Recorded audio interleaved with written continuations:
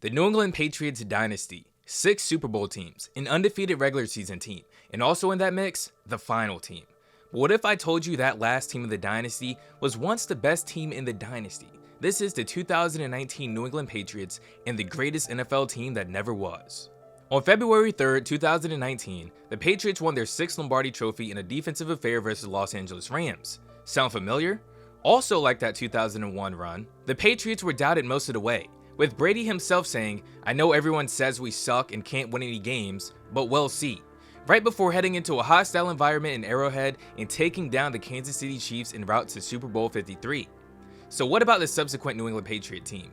Well, the defending champions would look a lot different, as the next biggest face beside Brady and Belichick would call it a career, Rob Gronkowski, who many considered the greatest tight end in NFL history, and his final career image looked to be a 29-yard reception to set up the game winner in the Super Bowl. With the departure of Gronkowski, the Patriots, who outside of a few years were never really known for their receiving room, would draft N'Keal Harry with the 32nd pick in the first round. Alongside that came the re-signing of Josh Gordon, who was always one of the most talented receivers in the NFL, but was again served to suspension for the remainder of their 2018 season, and one final move at receiver, bringing in Super Bowl champion Demaryius Thomas, a man the Patriots were certainly familiar with. The Patriots had now reloaded the best they could for opening night. And opening night, which was on a Sunday night for the league's defending champions and not Thursday night due to the NFL's 100th season and the Packers and Bears kicking off, would see the Patriots start with a resounding 33-3 victory over the Pittsburgh Steelers.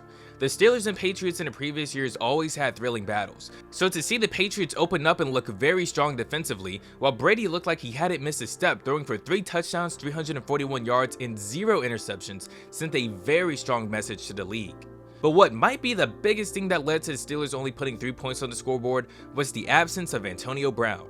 To many, the best receiver in football, and his final game as a Steeler was one of his greatest career performances: 14 receptions, 185 yards, 2 touchdowns, and a loss. After that crushing defeat, he wouldn't show up to the team's Week 17 game and would demand to be traded. That would then land him in Oakland, and he'd be a Raider for just enough time to get media day pictures, get frostbite in training camp, complain that he couldn't wear his now banned helmet from 2010, get fined by the organization, and get released before their Week 1 game. So if you're a desperate Patriot team, still trying to fill the void left by Gronkowski, why not take a shot at the best receiver in the entire NFL, Antonio Brown? So remember the saying, history always repeats itself? Well, after the 2006 season, the Patriots knew they needed help at receiver, so they'd bring in Wes Welker, and in one of the biggest cases of the rich getting richer, would also trade for Randy Moss from the Oakland Raiders. Now 12 years after that iconic 2007 season, it'd be the Patriots acquiring another disgruntled Raider, Antonio Brown. This was the closest any team in the NFL had been viewed to the 2007 Patriots, and Twitter only solidified that. Bill Barnwell would release an article on ESPN saying there's a chance they might even match the 07 team and go 16-0, and the entire week was spent comparing the teams. The squad of Brady, Brown, Michelle, Gordon, and Edelman, well, they were too good for the rest of the NFL. It was a foregone conclusion they were repeating. Their real competition was Brady, Maroney, Moss, Stallworth, and Welker. And their first game would be a division showdown in Miami, versus same team a year ago who pulled off the Miami Miracle. But this year, the Patriots would make sure there wasn't even a chance at a miracle. Right out the gate, the Patriots would get AB involved as he hauled in 3 targets on the game's opening drive before Sony Michel would cap it off with a touchdown. And with time winding down in the half, TB would go to AB for Brown's first touchdown as a Patriot on a 20-yard fade ball. And the defense was giving Fitzpatrick nowhere to go all game. He'd start the half with a pick to McCourty, and later in the game, Brady would QB sneak it to make it a 23-0 ball game in the third. And to make the bad news even worse, the best defensive back in the NFL, Stephon Gilmore, would get a pick 6 on Fitzpatrick to make it 30-0. And while we're at it, how about the next drive where Fitzpatrick's pass would be juggled and intercepted for 6 again, this time by Jamie Collins. The score is now 37-0 early in the fourth, and Josh Rosen would come into the game to face the relentless pressure the Patriot defense was showing all day. And to put salt in the wound, Brady would find Burkhead for 32 yards, then Edelman would get into the red zone, and now James White to make it 43-0. And on the game's final play, with the Dolphins looking to finally get on the scoreboard, Josh Rosen would throw Jamie Collins his second interception of the day. And the new-look Patriots had put up a 43-0 shutout in Week 2, Brady would go 20 for 28 for 264 yards, 2 touchdowns, and 0 interceptions. Michelle would run for 83 yards and a score on 21 carries, and the wealth was certainly spread between the receiving corps. Brown caught 4 passes for 56 yards and a score, Edelman caught 4 passes for 51 yards, Burkhead caught 2 passes for 47 yards, Dorsett caught 3 passes for 39 yards, White out the backfield caught 3 passes for 19 yards and a score, and Gordon chipped in with 2 catches for 19 yards. Meanwhile, the Patriot defense held Fitzpatrick to 89 yards on 11 completions and 3 interceptions. While the Dolphins also had nothing going on the ground, as they held the Dolphin running back room to 42 total yards. Dominance is the only word needed to describe this showing, and it seemed nobody the NFL could offer would stop this team.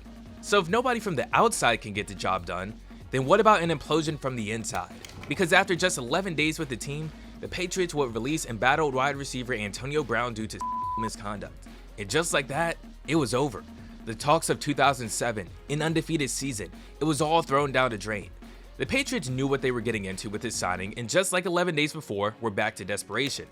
The Patriots had a pretty easy schedule, which allowed them to move on and beat the Jets 30-14, and then barely scathe past the Bills 16-10 to advance to 4-0. But they'd rebound with a resounding 33-7 win versus the Redskins, a 35-14 win versus the Giants, and then a 33-0 win versus the Jets. The Patriots were now 7-0, but the magic was gone.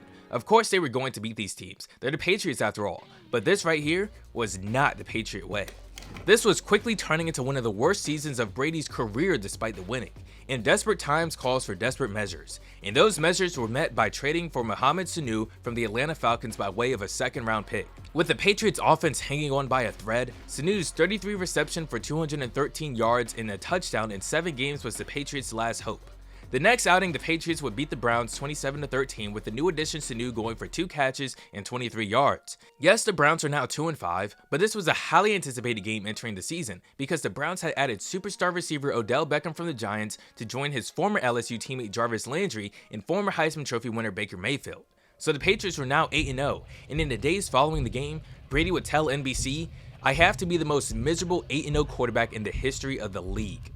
It was evident that at some point it all come crashing down in Foxborough, and that point would be Lamar Jackson's arrival game. Sunday Night Football, 8-0 Patriots vs 5-2 Ravens, and the undefeated season in danger like never before.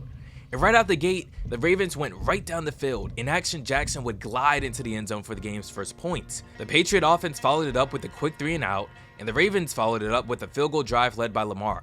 But don't worry, the Raven defense would get to Brady, and Mark Ingram turned back the clock and ran all the way to the 12, and Gus Edwards on the next play would find the hole and make it 17-0. The Patriots again had nothing going offensively, but special teams mistakes would keep them in it, and the Patriots would take advantage and reach the end zone on the quick drive to keep the game in reach, and who else would it be other than the new addition Sanu? And now the Patriot defense had arrived, and Brady wasn't quitting. With the score now 17-10, Brady would fire it downfield to Edelman, and then James White would get in on the fun. And with the 7-point deficit, the Raven defense forced a field goal and the Patriots would take the points. It was an entirely new game starting the second half at 17-13, and the Patriots had first ball now. Brady again went to Sanu and Edelman to march down the field. But in striking distance, the Ravens would force a fumble of Edelman, and Marlon Humphrey would return it the distance, and it was now 24-13. Now the resiliency of the Patriots would show. They'd bounce back from the huge mistake and find the end zone to make it 24-20. And we haven't mentioned the Ravens offense in a while, but on 4th and 4, a crucial conversion would extend the drive as we wound it down to the end of the third. And after a few Lamar magic moments, the lead would be extended to 30-20. And the Patriots finally broke. Brady's desperate deep ball was intercepted by Earl Thomas, and with just 3 minutes to go, Jackson and the Ravens would put the dagger into the undefeated season. A 37-20 defeat at the hands of the Ravens. Brady threw the ball 46 times for 285 yards, 1 touchdown, and 1 interception, and now the Ravens were officially Super Bowl favorites. The Patriots now had their bye, and coming out of the bye, they had a very nasty game versus the Philadelphia Eagles. A 17-10 win in a game where it was Edelman with the Patriots' only touchdown pass, and the only thing people seem to remember from this game is Aguilar's drop with the game in the balance. Surely a difference from Super Bowl 52. So that's one grinded out win versus NFC East, and the next week would provide another. As this time in a torrential downpour, it was a 13-9 Patriot win versus the Cowboys when N'Keal Harry finally recorded his first career touchdown. But then a 28-22 loss versus Texans, a 23-16 loss versus Chiefs in the AFC title rematch in a game where yes, the Patriots didn't play well, but they clearly had a touchdown stolen by the referees. They followed that up bouncing back with a 34-13 win versus the Bengals, a 24-17 win versus the Bills, and then to end the regular season, who else would it be other than the Miami Dolphins to again beat the Patriots at the buzzer, as this time it'd be a 27-24 victory in the final seconds as Fitzmagic delivered the game-winning touchdown pass in Foxborough. The result of this crucial loss was the Patriots now fell into the wild card and the Chiefs would take the 2 seed, kickstarting their Super Bowl run. In the stark contrast from the 2007 2.0 team we saw in Week 2 versus what the 2019 Patriots had become was evident in the two matchups versus Miami. So with the team morale at an all-time low and coming off a crushing loss, the Patriots dynasty would come to an end by the former Patriot, Logan Ryan, as he picked off Brady on Brady's final pass as a Patriot and returned it for 6 to officially put a close to a near 2-decade reign of dominance. Of course, Brady would get the band back together, bringing AB and Gronk to Tampa Bay and immediately taking the NFC crown before dethroning the new team who looked to be the NFL's next dynasty in Kansas City. But never forget the Week 2 2019 Patriots, who at one point were feared like no team had been since 2007, and they'd officially become the greatest team that never was.